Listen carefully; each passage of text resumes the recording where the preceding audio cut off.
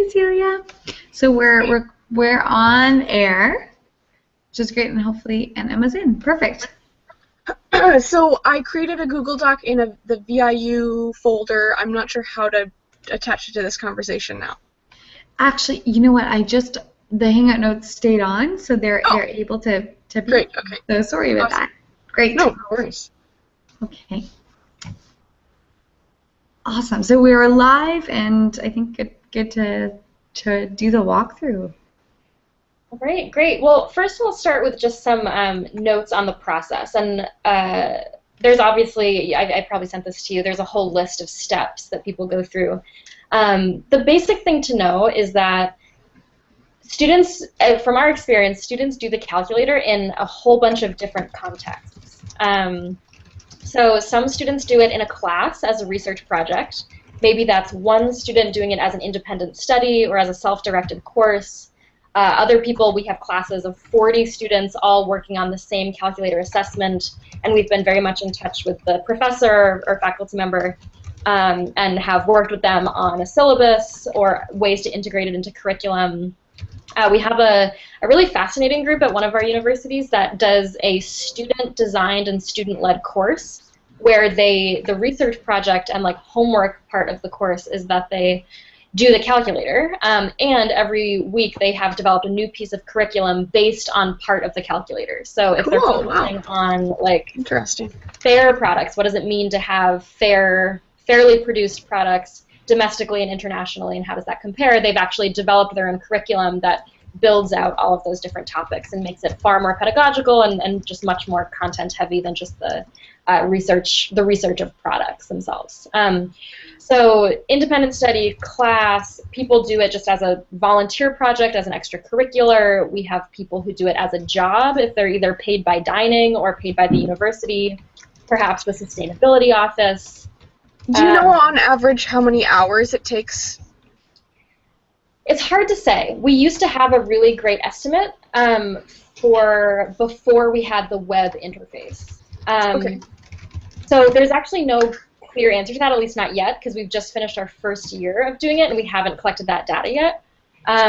But the thing to know is that it can actually just really depend. I don't actually know if there will ever be a good answer to that question because people can assess 2 months, they can assess 4 months, they can assess 6 months, they can do a year, they can choose to do a single dining hall or their entire campus, which in the US could be, I mean, you guys have huge universities as well, but we could be talking about 40,000 undergraduates in their survey. They have a $24 million budget for food. I mean, or we have a boutique campus that only has 200 students and they only spend $80,000 a year. So obviously it can just really vary. We have hours estimates for each of the steps in the process, but I wouldn't take those too seriously, really. Okay. It's hard to say. But yeah, so there's lots of different contexts as a class, as an independent study, as a work study job, as part of a financial aid package here in the US. Yeah, that's mostly it. Jobs for credit, independent study, thesis or research project, or as a volunteer. People do it alone. They do it in groups of 2 or 5 or 40. It really, really depends. What we tell people to do is to just be really mindful of how about how their setup is working for them. So, for instance, you know, if it's taken you 3 weeks to get to be 5% finished, and it's taken 5 people working 3 hours a week to get to that, we help people do the math of like, okay, well, what does that mean in terms of what is your rate of progress, and therefore how long can you expect this to take, and when do you think you're going to be finished? So there are some variables like that to work with and to help people stay on track. But it can really depend. So yeah, that's the first thing. Many different contexts, really all over the place. Once someone decides to do it, there's a process of liaising with their dining services to get the information they need to get the actual data, the purchasing data, to be able to do the project and to be able to build a relationship such that whoever is in charge of dining on campus thinks that this is a good idea and isn't just some random person wanting to investigate their finances.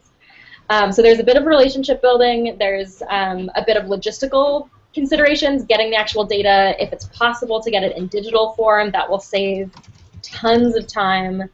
Or if not, how are the invoices organized? We've had campuses that have a room of overflowing file boxes and nothing's in order of date or service. We've had campuses that have a really immaculate digital record-keeping system, and it's incredibly simple. So it really depends. So figuring out those logistical considerations. And then getting to the actual calculating itself, which is a few parts. There's organizing data, and I'll explain and show you how some of this works, but making sure that you have an organized system for systematically going through all the data that you have. There's the understanding the research part of it. So great, you have all these invoices and all these purchasing records, but how do you figure out, does that count as local? What types of, who are you calling to ask what types of questions? So there's a bit of an orientation process until people are up to speed and get kind of in a good groove of how to do the research well and efficiently. And sorry to interrupt you. Oh, that's okay. Does the orientation process happen with a contact at Real Food Challenge? Yeah, so I do that. Okay. So I send people all of these different training materials that they're supposed to read, and probably 40% of them do. And then we have an in-person, or not an in-person, but like a hangout training or over the phone. I'll do conference calls actually about twice a week, where I will have at least one university and maybe up to 5 university teams on a single call getting trained to do it. So I would say that we have about probably on average about 2 universities a week pick up the project and start it. And sometimes as many as 10, and I'm trying to figure out how to get everybody oriented. And you would welcome someone from Canada? Like it is still part of officially of your area. Is that right? Not really, actually. I mean, I am in the Northwest, Okay. but we have not at all expanded into Canada one bit. Okay. So, yeah. Okay. And an interesting thing, I mean, I have a little list of, like, what it would take to make this possible, and part of it is even just basic programming things where, like, we have a map of who's doing the calculator, and Canada's not part of the map. Like, we don't have a place to, like, our zip codes or our postal codes, which is how we do all of our location-based research, like, it doesn't include Canadian codes. So there's, like, some little programming and logistical things like that we'll have to figure out. Okay. But right now, we don't have anyone in Canada who's doing it. Okay. Never have, I don't think. So So I that's know that, yeah, David and Dana were sort of talking a bit more about like how would some of those logistical things work with the code, like coordinating the programming. So yeah. yeah, something we're working through for sure. Yeah, and that to me, that's probably the smallest bit of it. I mean, I think it's pretty easy to throw something else into a map or to create a different field for a different type of postal code. But the things that I'm more concerned about, just up front, is the research part. I mean, it took us 5 years to put together our guide for real food and what certifications count and which ones don't, and they don't include any Canadian. Yeah. Right. So that to me is the biggest one. The research process seems to be the most complicated. The programming we can probably figure out in a shorter period of time. Yeah. But so that's kind of how it works. Someone decides they want to do it. They pull together a team. They build a relationship with Dining to get the information that they need and to move forward with the process. And they go through an orientation, and then they start calculating. So for that part, I'll attempt to share my screen with you to see if we can actually look at what this would actually look like. So give me just a second.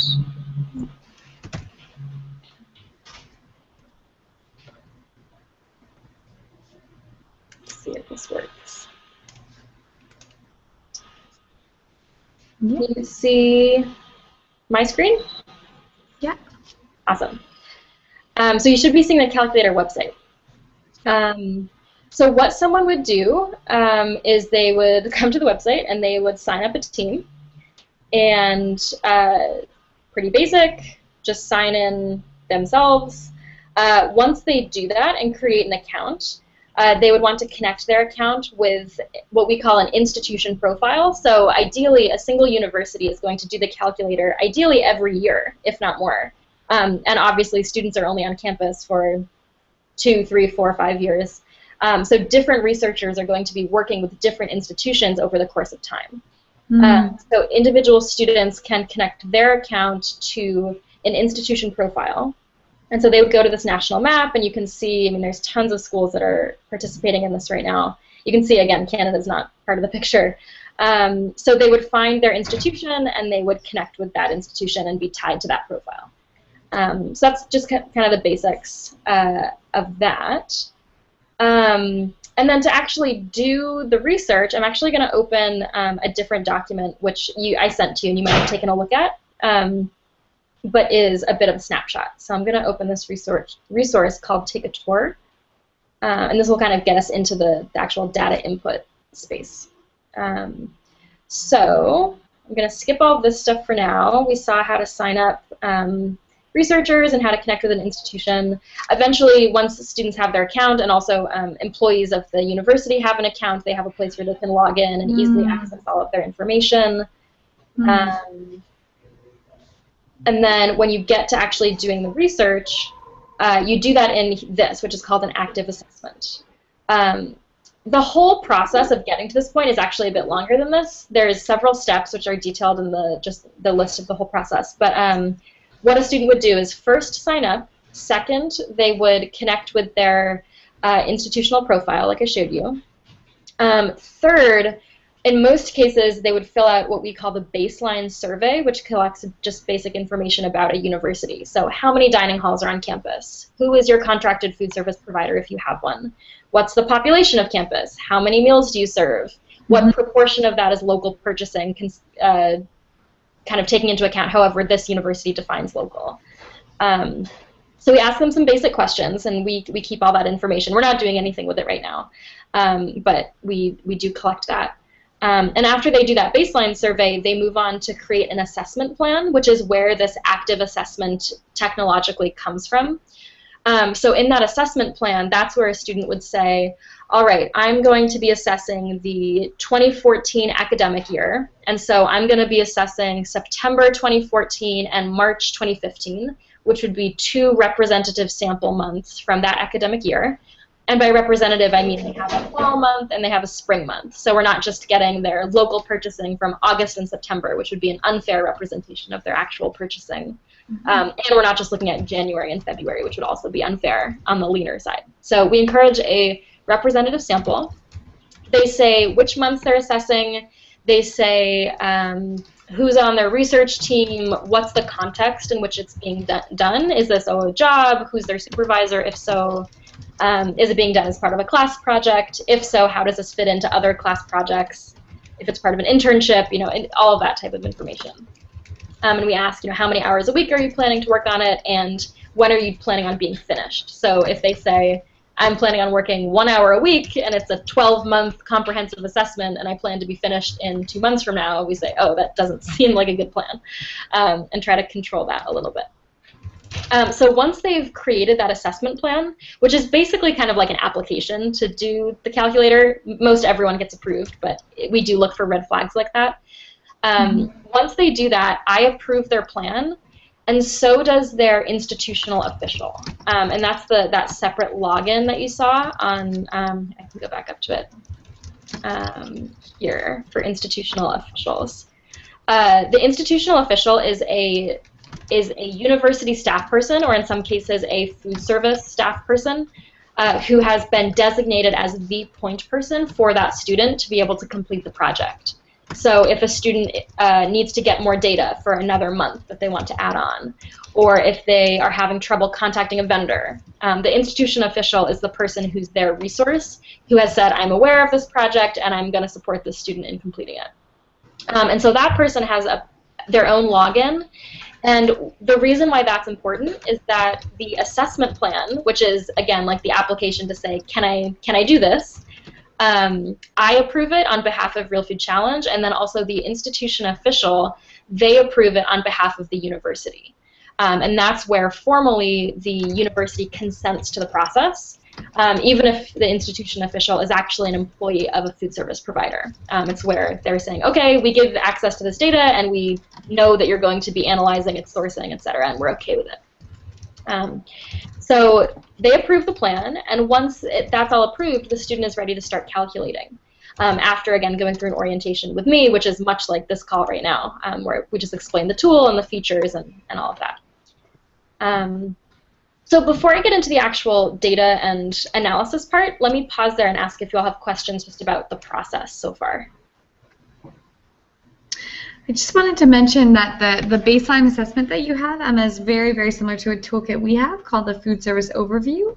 So it's nice to see that similarity. I wonder if the baseline assessment questions are available. Yeah, I can send those to you. That would be great, just to compare and contrast what exact questions we're asking. Yeah, totally. That would be great.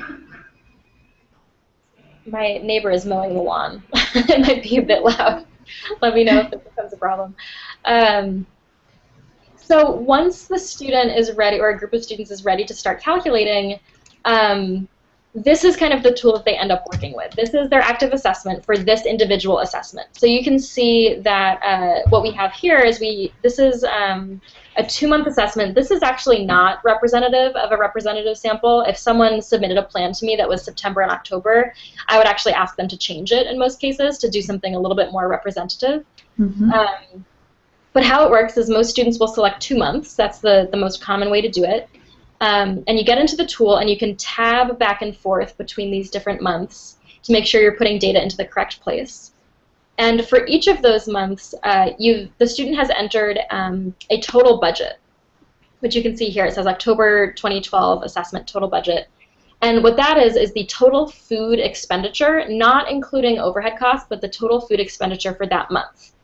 And the reason why that's important is that as the student adds data, line item by line item, they'll be inputting a cost, which you can see in the cost column here. And the calculator will add up all of that data, all of the dollars, and then measure all of those dollars against the total budget, which is what generates this progress percentage. So they've only put in 76 or about 77% of the dollars that the calculator is expecting for the month of October. Mm-hmm. And that's how the student knows how far they've gone. It's all based on dollars. And then, so what you end up with, and I'll talk about how we input all this data in just a second, but what you end up with is kind of this running catalog of this product list, starting here with Pink Lemonade Mix, with all the different information directly from the invoices. And then over to the right, you can see this is where it shows whether or not that product counted as real food. So these different icons of the barn and the scale, those stand for local, fair, ecologically sound, humane, and then disqualified. And I'll talk about disqualifiers in a second. But eventually they have just a running list of all of the products, and there's a little visual cue with these red dots and green plus signs about whether or not that food counted as real food or not. And in most cases it doesn't. And that's kind of what the ongoing catalog looks like. Can you point out all of the indicators again? Yeah, the red and the green plus signs here. So I can tell you by looking at this first line item, the Pink Lemonade Mix, that it did not count as local, it did not count as fair, it did not count as ecologically sound, it did not count as humane, and it was disqualified. Oh, okay, okay. Yeah. Compared to the tempeh that you see a couple lines down, that did not count as local, it did not count as fair, it did count as ecologically sound. It was likely certified organic or certified by some other ecologically sound certifier. It didn't count as humane because it's not an animal product, and it was not disqualified. It didn't have a disqualifying factor. And so I'll explain kind of how all that adds up in the end. But that's kind of what the student looks at when they're doing their assessment. And do they themselves generate those yes or no's, or is it? And I guess you're going to explain it right now. Okay. For the most part, they do. We are in the process of building a database where it will be a little bit more fail-safe, I guess. The other inputs that other students have done will eventually be a reference list that students can check their research against. So the same products are purchased nationwide all over the place. So if one student has already researched it, we know, at least in that student's opinion, whether or not it counted as real food. And other students will soon be able to consult that list so that they're not duplicating research, and such that it's a little bit of a safety thing. So that's that. This is where people put in the data. This is if you're doing manual data entry, which is what you would have to do if you had paper invoices. So all of the basic information from an invoice, vendor, description of the product code, etc. Over to the right, this is where we say which product category it's a part of. So, and that helps us do, our results at the end are organized by product category. So a university can see oh, we're doing really well in terms of our fish and seafood purchasing, but we really don't have very much local dairy, or we don't have very much ecologically sound produce. So you would select which product category it's a part of, and then down along the bottom is where you would indicate whether or not that product counted as real food in the various categories for real food, which I'll talk about in just a second. But a student would select, yes, this counts as humane, and based on a guide, which I sent to you and I can talk over also. But once they select yes, it actually generates a pop-up, or like a little drop-down menu appears, and it will prompt the researcher to select the reason that they're categorizing it as real food in that category. So if I say yes, it's humane, I'm going to be prompted one step further to say, oh, it's humane because it's certified, animal welfare approved, and then it's a little bit of a fail-safe again to make sure that we're not getting bad information. And so that's how that works. For the most part, students are using the upload feature as opposed to the manual data entry feature because, as you can imagine, entering $24 million worth of purchasing item by item is incredibly time-consuming. So most students are using the upload feature, which can work in a couple of different ways. One way is that some food service providers in the US are actually sending students full purchasing reports. So here's an Excel file of all of the purchases your school made for dining over the past 2 years. Like, here's just all this information, and you can sort it and arrange it how you need in order to do this project. So that's where some of that digital data comes from. Other ways are that students have been successful in getting in touch directly with vendors and getting velocity reports or other types of purchasing data directly from vendors as opposed to from their school purchasers. So Cisco can send a list of everything that they've sold to the school in the past 6 months or something like that. So those are a couple of different ways to get digital data. A lot of students also, even if they're working with paper invoices, are finding it more time effective to actually catalog all of the products in an Excel file on their own. And just have a running list, whether it's a Google Doc or something else, of all of the different products, get it all in there electronically, and then upload that Excel. So that's some way that students do it. And it can be a bit faster than the manual data entry.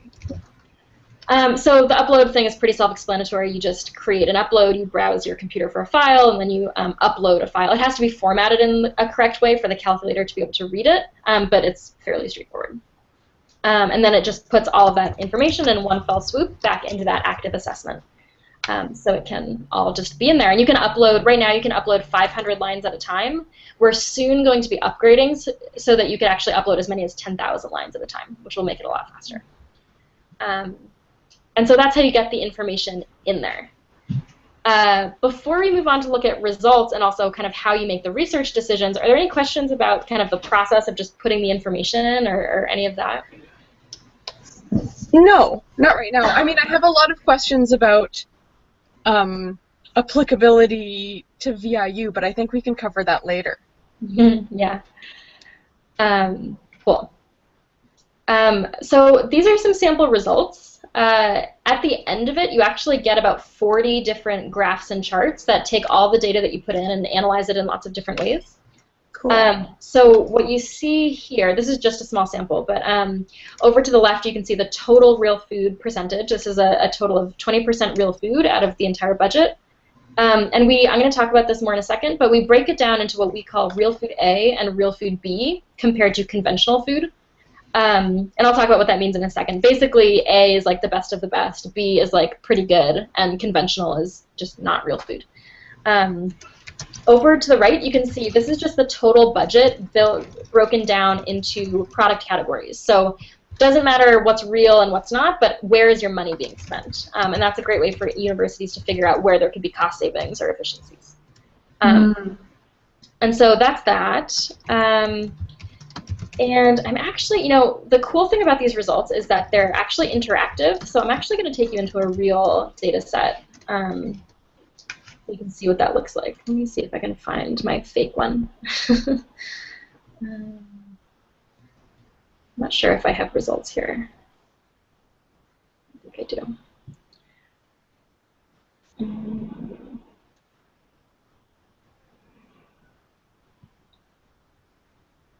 All right. So these are fake results, but this is a fake result total. So you can see that it's actually interactive in this way. Oh, wow. Which doesn't actually give you that much information. But for dining administrators, this is like a big ooh-ah factor, which people appreciate. So you kind of have that's pretty cool. Yeah, and I'm going to toggle the money visibility. So you can actually see it based on dollars spent, too. In the U.S., at least, we've realized that a lot of people just don't do very good at accounting on their meals. So we have plenty of people who they don't actually know how much they spend on food. They don't know how much they spend product category by product category. And so this can be a really powerful way for students to show that they have become experts to some extent in their own campus food system, and can even tell the executive chef or the dining director, oh, did you know you're spending so much money on dairy? And I was like, oh, no, I didn't. And so that can be neat. Wow. So the results get more interesting. This is Real Food A, which again is like kind of the best of the best, broken into the product categories that make it up. So you can see where you're actually doing exceptionally well and where there's room to improve. And so we do that for Real Food A, Real Food B, and also conventional food. So we can say, the majority of our budget is spent on conventional food, and the vast majority of that is being spent on processed or packaged foods, which is the grocery category. And so how can we chip away at that so that our overall ratio of real food to not real food is increasing? So that's that. And we also break it down here by category, so you can see, let's say that the school has, a particular emphasis on sustainable seafood because they have some, I don't know, wealthy alumni or someone who is really invested in sustainable sea culture or something. They can actually look at how well they're doing for that particular category. And in this case, they're not doing particularly well. But you can also see for coffee and tea down below, they're actually doing very well, and they have 85% of their coffee and tea budget is being spent on Real Food A. So that means likely certified fair trade, which has gotten them points for that, basically. Mm-hmm. So it looks at it by category. And then as you get down below, we actually look at the different characteristics. So for local purchasing, overall I can see that there's 19% local food and 81% not local food with the budgetary breakdown. And then of that local food, I can see which product categories are making up that. So we're doing really well with dairy. I don't even see things like coffee or tea on the list there, or grocery items. So they're not buying any value-added local grocery products. So we do that. This is local by category. Down below, we're doing the same thing for ecologically sound. You can see which product categories are there and also which ones are missing. It just gives you good insight into kind of how you're doing in regard to each characteristic and attribute. For local products, VIU has a culinary arts program, so all of the bread and baked goods that are sold in the cafeteria are made right in-house. Right. So, but the ingredients aren't necessarily local. So would that count as local? No, it wouldn't. The way that so this is obviously a problem, a question that's everywhere. The way that we've broken that down is that at least 50% of the ingredients have to be local for a locally produced item to count as local. The reason being that basically it came down to a philosophical question of, okay, bread is baked on campus, therefore it is a local manufacturer. But then arguably, wouldn't every dish that's cooked on campus also be local, right? So we had to draw the line somewhere, and so we don't count preparation as being able to imbue local value. Because if I've cooked something in my kitchen, does that make it local? No. And we had to draw that distinction with coffee also. So if you have a local domestic coffee roaster, is that the same thing as having a coffee producer? And we decided no, it's not, because when you actually talk about the implications of fair trade or the implications of international commodity products, it doesn't actually matter all that much where it's roasted. What we're actually looking at is the production side of it. So this is why it took us 5 years to come up with the standards of what counts as real food and what doesn't, is that it's a rabbit hole of implications and philosophical considerations that at some point we had to draw a line. And that's why it took 5 years. So those are the results you get. See if there's anything else. You do it by fair, humane, and And that is it right now. We will eventually have other results as well, like comparing different dining halls. Maybe you have a sustainability-focused dining hall and a normal one, and you want to compare them. We could build in any number of other features as well. There's kind of an underlying woven aspect of health, the fact that you break out like grocery. Do you get a lot of response from food service providers talking about health? It kind of depends. So health in the context of the calculator is kind of, we have no real food characteristic that is explicitly health. However, the philosophy is that that is captured by kind of like the lack of ill health. So for example, if something is ecologically sound, one of the attributes of that is that they're not using exorbitant pesticides, and therefore there's ostensibly a positive health impact of not ingesting lots of pesticides. Alternatively, the disqualifiers, which are not depicted in the results here, that's where the major health concerns come in, and I can explain more about that when we look at the actual guide for real food and how that's been considered. I don't know how familiar you all are with the philosophy of real food compared to the calculator, but the 2-second explanation is that real food was originally defined as food that is truly nourishing, not only to consumers, like that's a bare minimum, but also to communities, producers, and the earth as well. And so our real food wheel, if you've ever seen that, has a dozen different parts of it.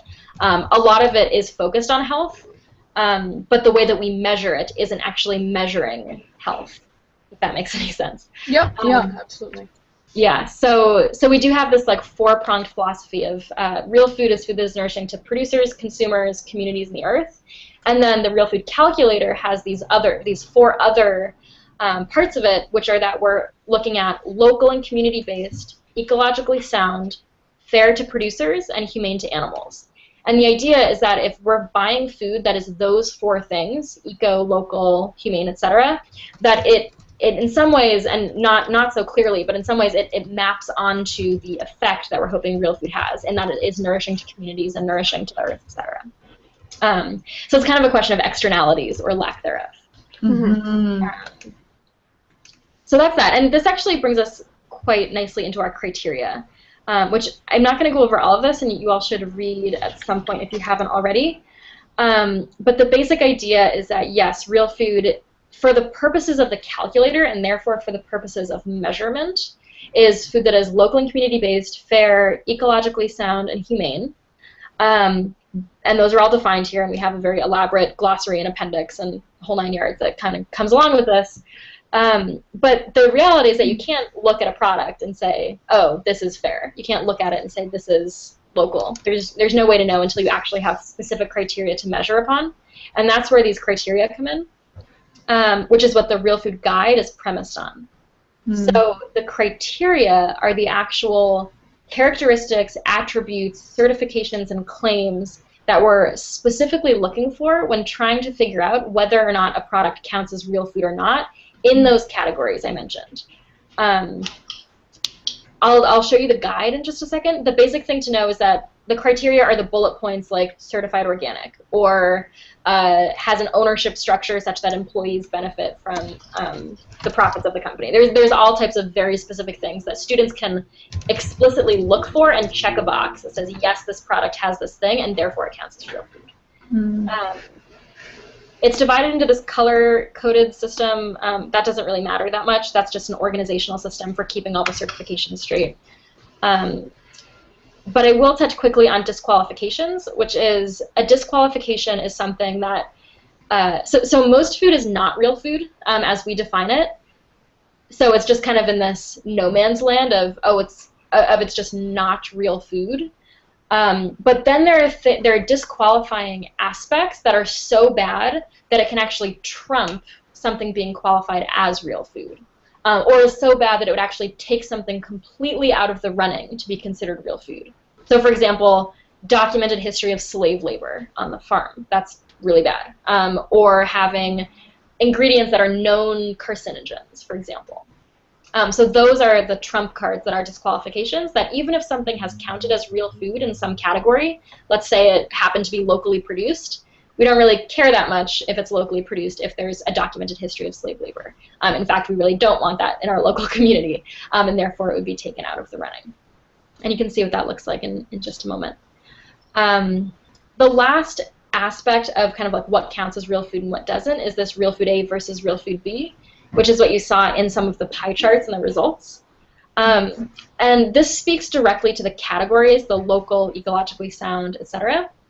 So if a food item fulfills the criteria in one of those categories, so let's say some lettuce that is locally produced, but has nothing else going for it. It doesn't count as ecologically sound. It's not animal product, so it's not humane.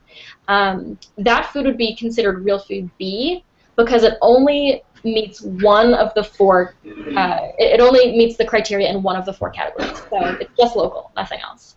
However, if that food was locally produced and it happened to be certified ecologically sound because it met the criteria in that category, that would be considered real food A because it meets the criteria in more than one category.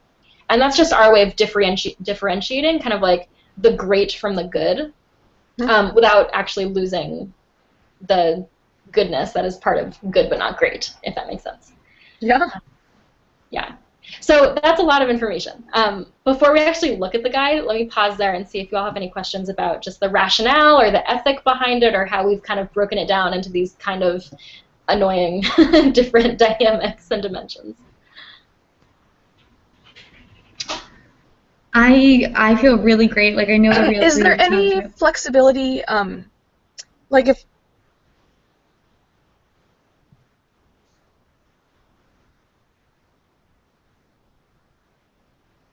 Sorry, I think there's pausing happening, and I'm not. I think I interrupted Sarah accidentally there. Go ahead. Okay. Is there any flexibility for institutions to say, like, what if an institution decides that as long as a farm is no longer practicing slave labor, it doesn't matter if they did in the past, and so they can ignore certain qualifications, or is it very strict according to the qualifications that are already predetermined? It's very strict, but there is a time limit. So we actually, I think it's within the last 5 years or within the last 10 years. So ideally, you want to incentivize farms to change, right? And if it's like, well, you're out of the running forever, like you're never going to be counted, there would be no incentive to change their operations, right? So there is a time limit, yeah. Right. Okay. But it sounds like you're also asking a bit about the general staunchness of the guide. And this might be one of the like underpinning philosophical differences a bit between Meal Exchange and RFC, which is that we have making space for inconsistency has only brought us trouble in the past. And so the whole point behind the calculator having very clear standards of what counts as local and what counts as ecologically sound, that has come from just the total mess that was schools defining things how they wanted, and in our experience, in an environment where so much of those decisions are made by corporations, corporations that profit from having things be easier on themselves, there was no way to enforce a meaningful standard until we made it ourselves, basically. And my personal experience, I came from working in farm to institution with preschool centers and hospitals and senior meal programs. And that work that I was doing was almost, as a local food system practitioner, working on food hubs and distribution channels and working with farmers to access institutions. That work was almost impossible when so many different institutions had different ways of defining what local meant to them. Particularly local, and then there's the other things, well, you know, what if they're not certified organic but they use organic methods, or what if they're not certified humane but we really think they treat their animals well? It just opened up such a floodgate of inconsistency that it was like almost unmanageable for anything really tangible to change, was my experience and has been the experience with universities in America. So that's why the guide is like, this is what counts, anything outside of this does not count, and it is like very binary. So, Emma, when you're talking about that checkbox, when you say this is humane and then there's a second guiding box, that's not just a comment. Like, that would be like a checklist. Which sort of certification does it have? Because I think one thing that we're seeing at a lot of our campuses is actually, unfortunately, one of the largest certifications in Canada for local sustainable just crumbled because our funding situation is really different. And so I'm wondering, like, if there's a link. For example, one of many of the professors at Vancouver Island University are farmers. They may not have certifications, but the cafeteria really wants to encourage their products. Would those, like, personal connections, people visiting the farm, that story or narrative play in at all, or would it have to be certified?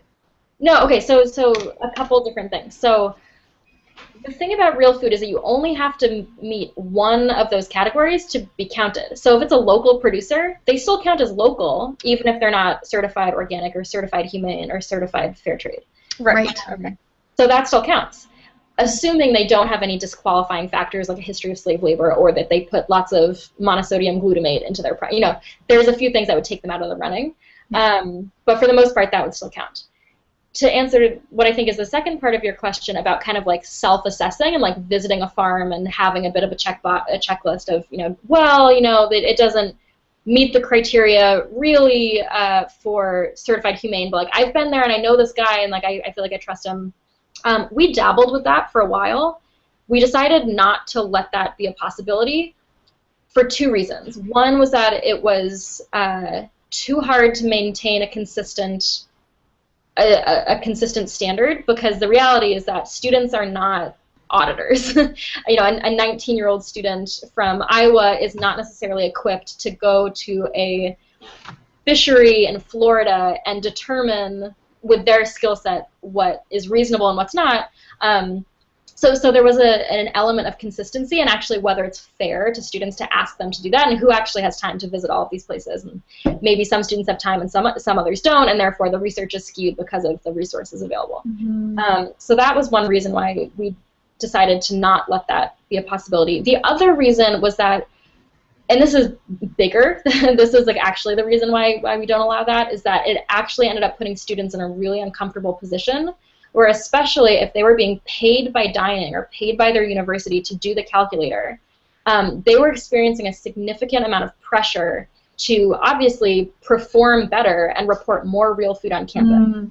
And so what happened to students who did that in some cases was they would visit these places, and then their boss, who has power over them and maybe is a bit intimidating, would say, well, are you sure? Like, I feel like I know that guy, and I think that he actually does his operations differently. Or did you really check? Are you really sure? I'm pretty sure that it would count as real food. And those students would be put between a rock and a hard place, and students have actually asked us, can you make it more black and white? Can you make it more clear? Mm-hmm. Because it's so much easier for a student to say, nope, here's the list, here's the checklist, didn't have any of these things, doesn't count. As opposed to having to put up with being pressured, and in some cases like borderline harassed by other people on campus to make their numbers be more inflated. Mm-hmm. So more than anything, it's a protection for students who are put in difficult positions. Really interesting. Thanks for that insight. So let me show you a bit about what this guide actually looks like. So these three things that I was mentioning here with the categories, the criteria, and Real Food A versus Real Food B, those are all like the ethic and philosophy and dimensions behind the Real Food Guide, which is what students actually use to perform this research. So this is going to generate a PDF. Can you guys see that still? Yep. Okay. So this is what it looks like. So we've got our 4 categories for real food across the top. And as we go down, you can see it's divided into these color-coded sections. Green light, which is kind of best of the best. Yellow light still counts as real food, but the certifications that are here we know are not as strict as the ones in the green light section. Then there's the red light, and red light just doesn't count as real food, and there are several reasons why that is true, which I'll go over. And then down at the bottom is disqualification, so things that, again, are a trump card or take something out of the running. And so how this would work is if I was a researcher, I would be looking at very, very minimal information. I would have a product code, a vendor, a name for that product, and that's basically it. And from those pieces of information, just scribbled on a piece of paper, it's my responsibility as a researcher to ask myself the questions and also answer the questions of, does this product, whatever I can find out about it, does it meet even a single bullet point listed in this entire guide? And in most cases, the answer is no. So I would do internet research. I would look up that product in maybe my vendor distributor's product catalog or website. I would Google the product. I would maybe call a vendor or call a distributor to try to find out more and more about it, just trying to answer the questions of, does it meet a single bullet point listed in this list? And once I figure out that it does, then I go back into my web tool and I check the box for yes, this counts as local, or yes, this counts as whatever.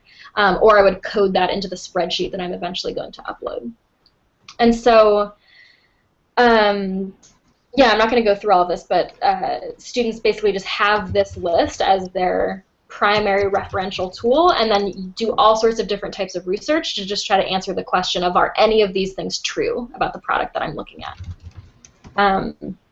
And there's a few idiosyncrasies among the certifications that I usually explain to students, but I won't now. A note on the red section, these are all things that don't count as real food, and there are several sections of that.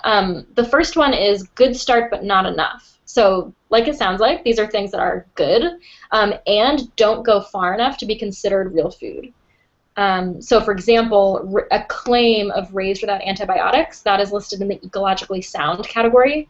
While an animal or animal product being raised without extraneous antibiotics, while that's good for ecological conservation and the preservation of water systems and everything else, that's not enough in and of itself for us to consider that a wholly ecologically sound product.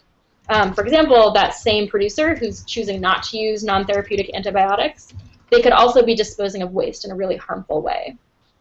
Or they could be spraying pesticides all over a different part of their operation. So this is basically saying, like, raised without antibiotics, great, and doesn't go far enough, you have to do more. Or show me something else that would let me know that this producer would count as a real food producer.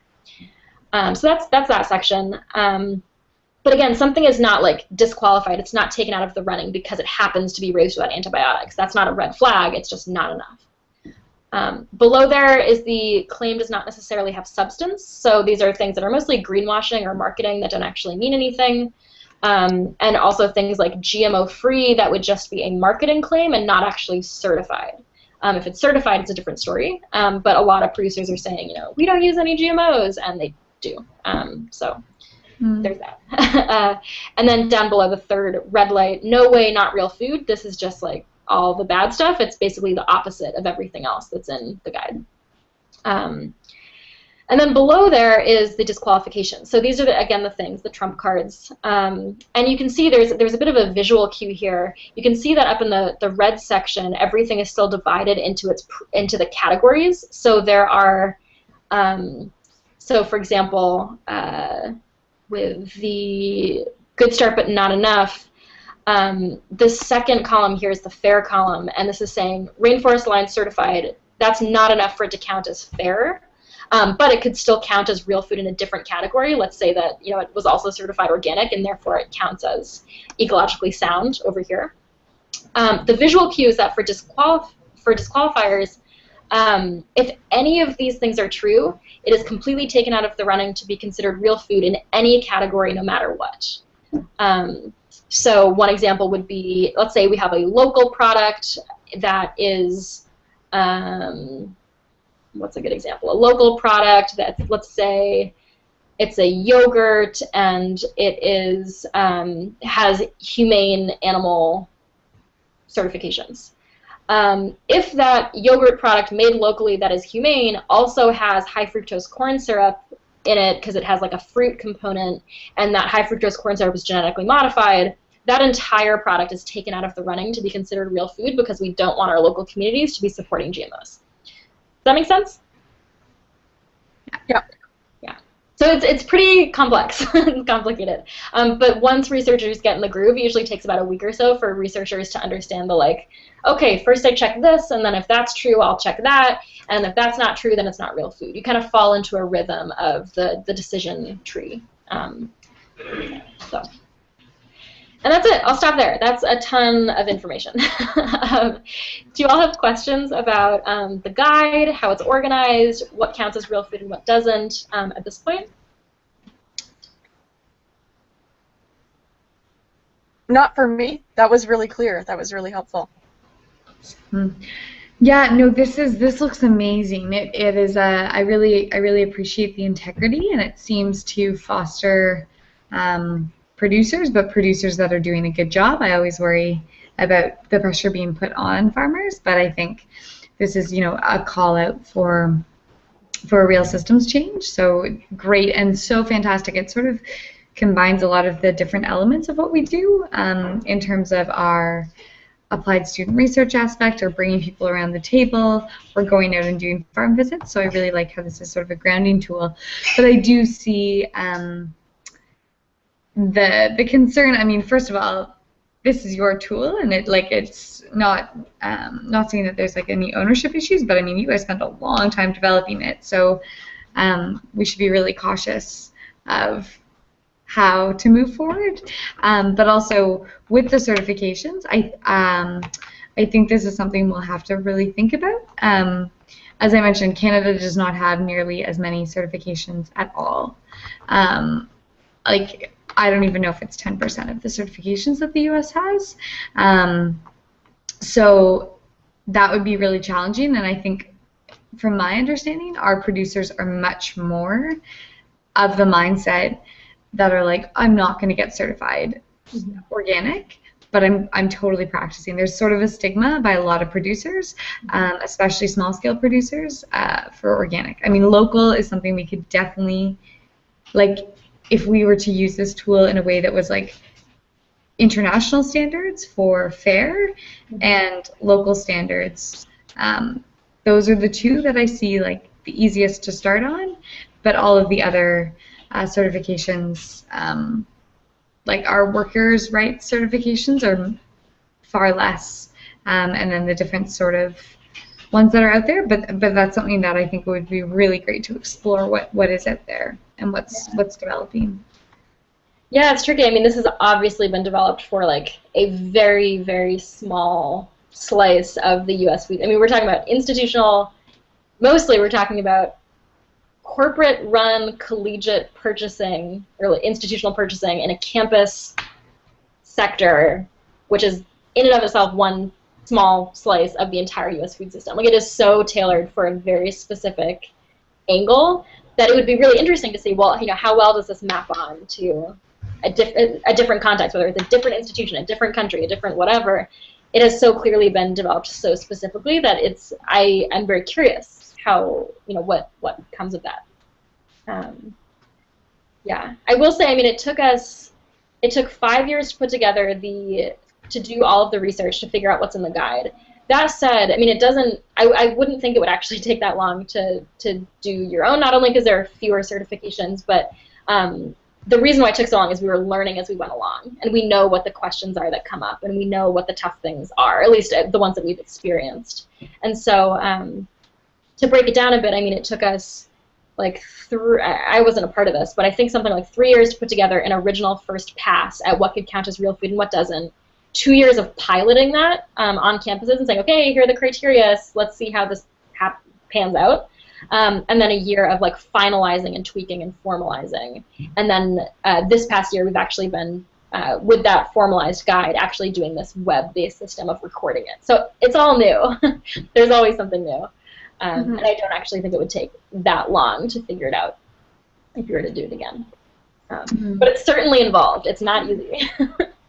It looks like to me that there's, at least in the near future, there's no way for VIU to participate in the web-based recording of it, just because we couldn't, first of all, there's no Canada on the map to click on to get started. Yeah.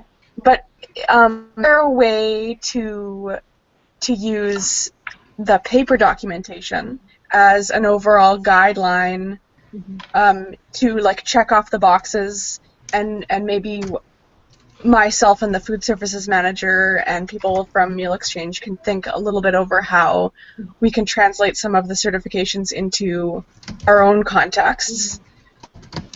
and it can be seen as a trial for what it could look like in Canada. Yeah, because there's a number of ways to go about it. I mean, you could just do it with the guide as is and say, okay, well, how does a Canadian school do? And we just like use this type of thing, and it'll probably be like not so well, right? But that could also be an underlying. You could potentially make the case that, oh, we tried to use the Real Food Challenge calculator, and because it hasn't been tailored for the Canadian experience, it like doesn't really capture our food system. Therefore, like, we need some funding to develop this thing, or therefore we need to be able to. It can still make a case for you for whatever your goals are, and paint the need for something like this if that's something you'd be interested in developing your own or developing this further or something like that. Mm-hmm.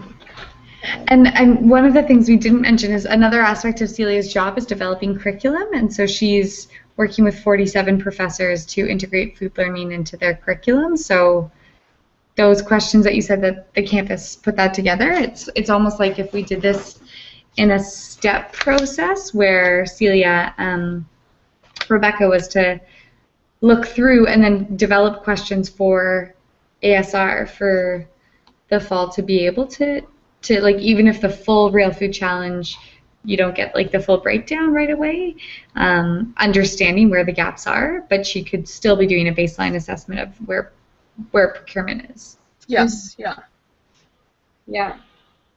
And one question I have, I mean, this just comes from my own ignorance about how purchasing works up there, but my question would be, do you all have a sense of how much Canadian food you're purchasing versus how much U.S. food you're actually purchasing? Because if the proportionality is that, you might know this and I don't, but if you're purchasing 40% from U.S. suppliers, it might actually be a little bit easier than I think it is too. Interesting. Or more, Sarah, you probably have a better understanding than I do of that.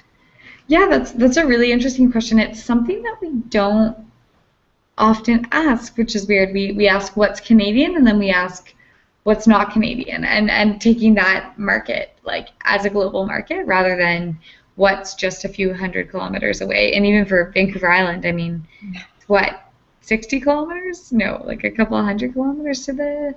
Not too far. Yeah, not too far at all. Right. So, especially Washington, which is such a, and California.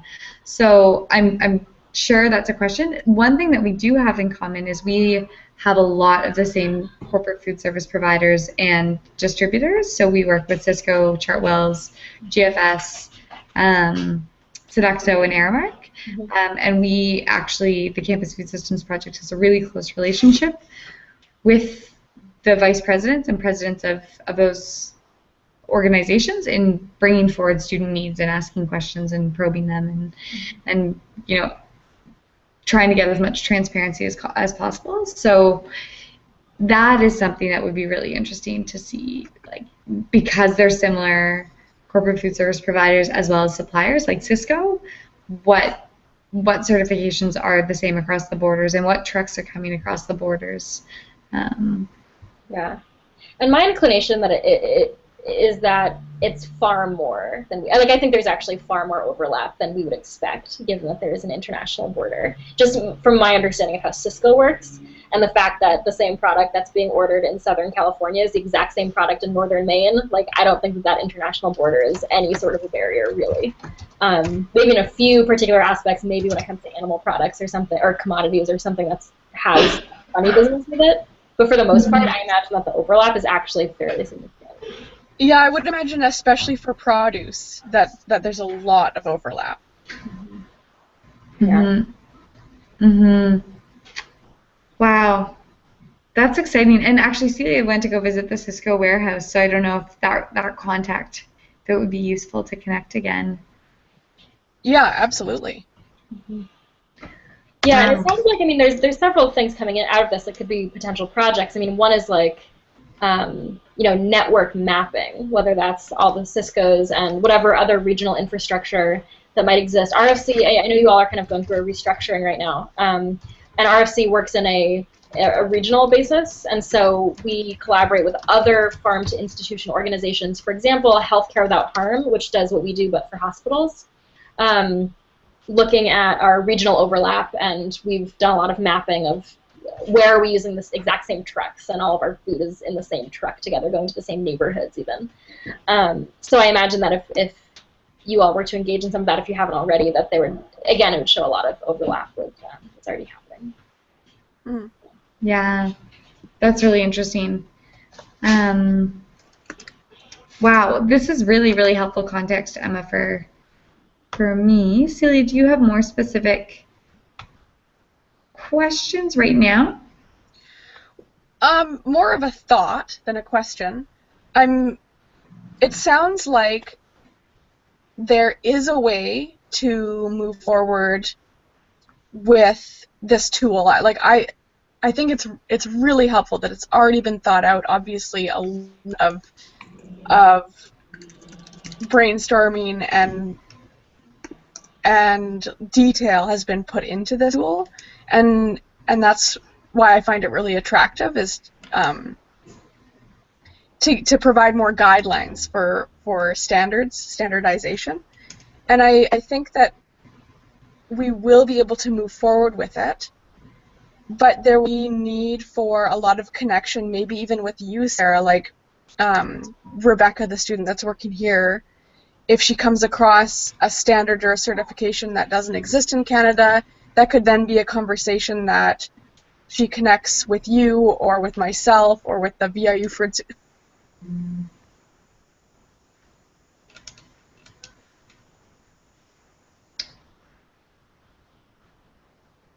Sorry, Celia, I think your mic stopped there, or maybe... Yeah, I lost her too.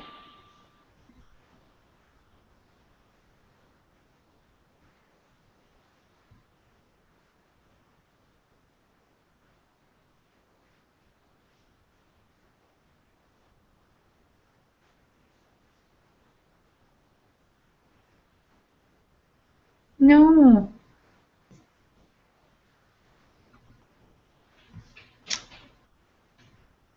I don't know if you're something unplugged or...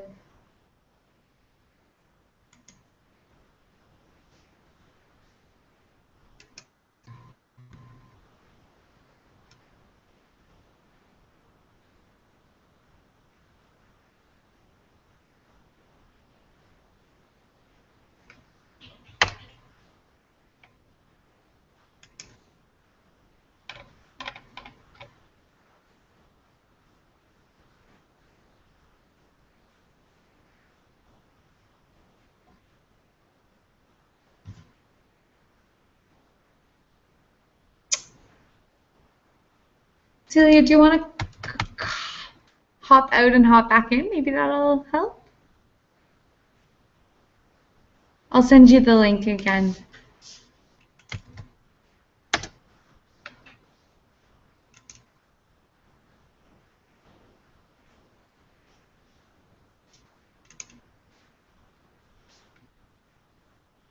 Okay, well, thank you so much, Emma. I hope Celia will hop in and we can finish up in the next few minutes. But yeah, I know that that Dana and David are going to chat a little bit more, but I think you're totally right in terms of like definite challenges with especially the certifications. But I think at least as a tool to do that for the baseline assessment would be really, really helpful. Is that okay with RFC for that tool to be used? I think so. I mean, I think we'll have to figure out some more of the details. One saving grace of this is that, so before we had this web platform, we just did this through spreadsheet calculations, and we still have the same spreadsheets that students did this on for like 4 years, if not more. And everything's coded to do all sorts of analysis. So the difficulty that Celia pointed out in having to select, oh, this product meets this certain criterion, I think that would be hard in the web interface right now without overhauling everything. Mm-hmm. That said, we still have these spreadsheets, and you wouldn't have to start from scratch of doing some sort of assessment. Right. And overall, I mean, everything kind of seems to be in that vein. Overall, it sounds like, you know, if there's a hole for the process of doing this project from conception to completion, if you all are able to take what we have started and adapt it, you're already about 3/4 of the way there. There's certainly some legwork to be done in researching, the differences and researching certifications and figuring out some of the idiosyncrasies, and there's still some questions, but overall, I mean, I think you're 3/4 of the way there. You would be, and still more to be done. But it's not like, oh gosh, have to start from total clean slate and run up against all of the same challenges. So. Right. And so, Celia, are you? No.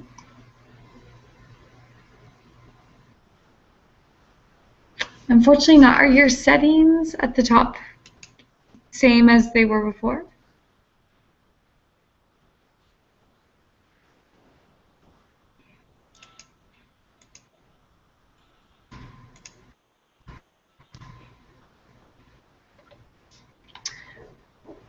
One other quick question I had to ask you, Emma, was just in the meantime is like in terms of funding the Real Food Calculator, does money come from certain institutions, or is it all external to the institutions? It's all external. I mean, it's with the exception of the fact that some students do it as a campus job to do the research, that those students get paid by their university because of their own setup. Yeah. We don't receive any money. It's a free program for universities. So yeah, we get outside funding from foundations and grants. We don't accept any corporate money, so that's another thing that would have to be figured out, of the potential conflict of interest or how that looks to partner in that way, and if that would be risky at all. So that, I think, is something that David and Dana are talking about. Cool. But for the actual project itself, it's just grant funded as part of our general operational expenses. Cool. Great.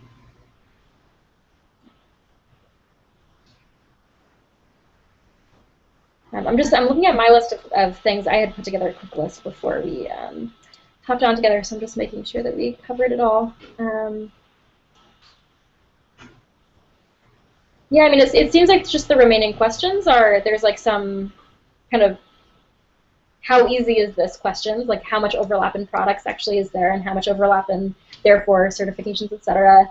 Then there's some more like just the bigger underlying fundamental questions versus in RFC we overtly value consistency and standards, and it sounds like that's less of a priority for Meal Exchange, which is fine. And the tool would operate in a different way without that assumption of consistency being important.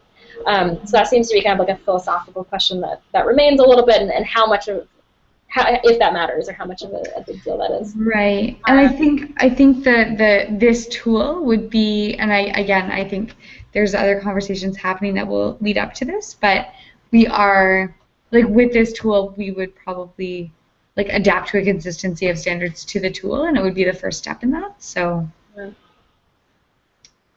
Yeah. And then there's a bit of a process question, which is like, sure, yeah, we'd love to like try it out with a Canadian university, and we'll just have to figure out how to do that, and what that process looks like among us, and if there's a technological implication. And it sounds like maybe not if we're able to use the spreadsheet version, but having to figure out, what type of support and what that looks like, and that type of stuff. So those are all questions that seem to remain. Totally.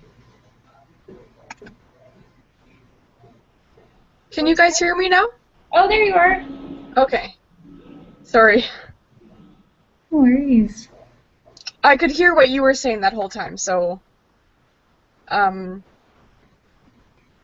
I'm excited about moving forward. I think that there's definitely a possibility at some capacity, even if it's a very basic level, to integrate the tool that RFC has and the tools that Meal Exchange has, and use them sort of as an inaugural, maybe, pilot project process at VIU. out of this experience, maybe we'll have a better understanding of what questions and concerns will arise in translating it into the Canadian context, and create applied student research projects out of those. Mm-hmm. Yeah. So maybe what would make sense, I have to run in just a minute, but maybe what would make sense is we should probably follow up to some extent with some idea of next steps or what the next stepping stones are.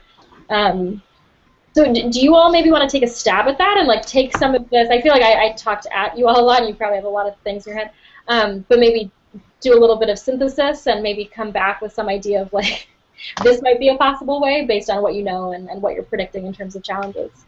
Yeah. Yeah, that sounds great. For sure. Would you mind just sending along that spreadsheet so we can just start playing with some of the tools a little bit more as we synthesize? Yeah. That'd be fantastic. Great. Great. And just so you all know, so what's happening right now in RFC land is that we're entering about 2 weeks of planning time, and we're putting together, we've just gotten into the summer session, and so we're starting to plan what the next year looks like. Cool. And so we're really putting together a big timeline of these are the big priorities for the year, and this is what's happening when, and how much overlap is there, and what do we need to cut, and what do we need to bring in. So this is a great time for us to be having these conversations. Awesome. So let's be sure to follow up maybe within, I don't know, a week or two, or is that reasonable? Yeah, that sounds great. Yeah. Yeah, absolutely. We can carve out some time for you. Yeah, awesome. So we'll have a chat, and Celia will bring this back to probably the food service manager and the student doing this, so we can kind of look through what is actually possible, what will this process look like, and then get back to you. Dana will be back in about a week, so he can have a say as well, and then we'll get back to you and the team. All right, fabulous. Well, it was so nice to meet you both, and I hope you have a great rest of your day, and I'll talk to you soon. Yeah, nice to meet you, Emma. Thanks so much for your time. Sounds great. Thanks, All right, take Emma. care. Bye. Celia, do you want to stay on for a quick sec? Yeah, that sounds good. Awesome. I'm just gonna. How do we stop the broadcast? Well, I don't know if we can. You know what? I might just, if we hop out of the broadcast and then hop right back in, just so we can have this off air. Yep. Awesome. Okay. See you in a sec. Okay.